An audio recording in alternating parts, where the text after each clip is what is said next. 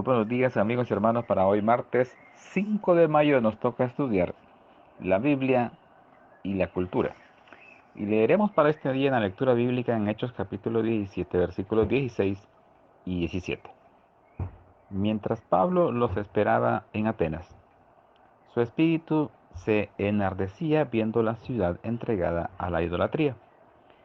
Así que discutía en la sinagoga con los judíos y piadosos, y en la plaza cada día con los que concurrían. Vemos que aquí el apóstol Pablo está en la ciudad de Atenas y hoy tenemos que comentar en cuanto a la importancia de la Biblia y la cultura. Eh, ¿Qué tanto puede incidir la cultura en poder saber interpretar eh, la Biblia como tal?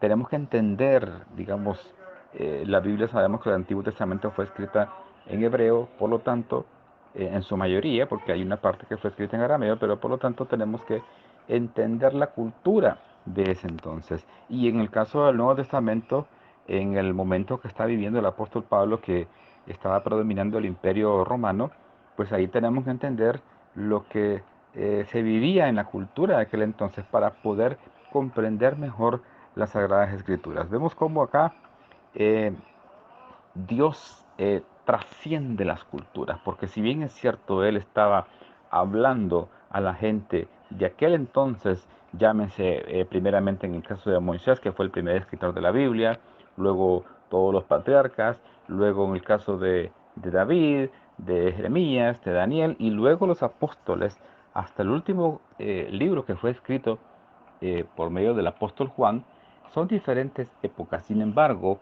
la Biblia trasciende y traspasa las culturas, las edades, y Dios tenía que asegurarse que todo lo que se escribiera, a pesar de que en primera instancia estaba siendo dirigido para la gente de la cultura de ese entonces, pero tenía que trascender y llegar hasta los confines de los siglos, hasta las personas que hemos alcanzado esta época en la cual estamos viviendo y que estamos seguros que, de acuerdo a lo que dice la Biblia, somos ya la última generación que veremos las señales estamos viendo más las señales del pronto de regreso de nuestro Señor Jesucristo por segunda vez en gloria y majestad. Pero, ¿qué pasa con los griegos? Aquí Pablo está en un dilema porque está situado en una región en la cual él está viendo edificaciones, está viendo estatuas, está viendo pensamientos dirigidos a los dioses falsos que adoraban los griegos, que eran politeístas. Imagínense la cultura griega cómo ha permeado el cristianismo, que ellos creían que el cuerpo y el alma eran las partes en las cuales se componía el ser humano. Y por lo tanto, cuando la persona moría, entonces el alma subía al cielo.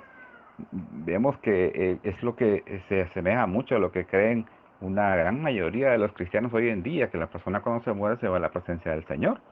Y seguramente más de alguno ha de haber mencionado y se acuerda la famosa frase, comamos y bebamos que mañana moriremos. Bueno, eso viene de Epicuro, de la cultura griega.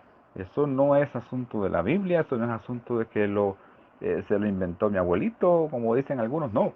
Viene de la cultura griega. Así también en otros campos hemos sido nosotros permeados por esta cultura, pero tenemos que entender esta cultura para poder comprender mejor las escrituras. Son diferentes culturas. Esta es solamente una referencia que tenemos acá del apóstol Pablo. Pero en el versículo 26 el apóstol Pablo declara que nosotros, que de una sola sangre, Dios nos ha hecho a todos nosotros, a todo el linaje de los hombres. Así que nosotros somos una sola raza en Cristo Jesús. Somos hijos de Dios, somos provenientes de ese Dios todopoderoso y por lo tanto la Biblia es hecha para cada uno de nosotros independientemente de la época que nos ha tocado vivir. Que Dios les bendiga.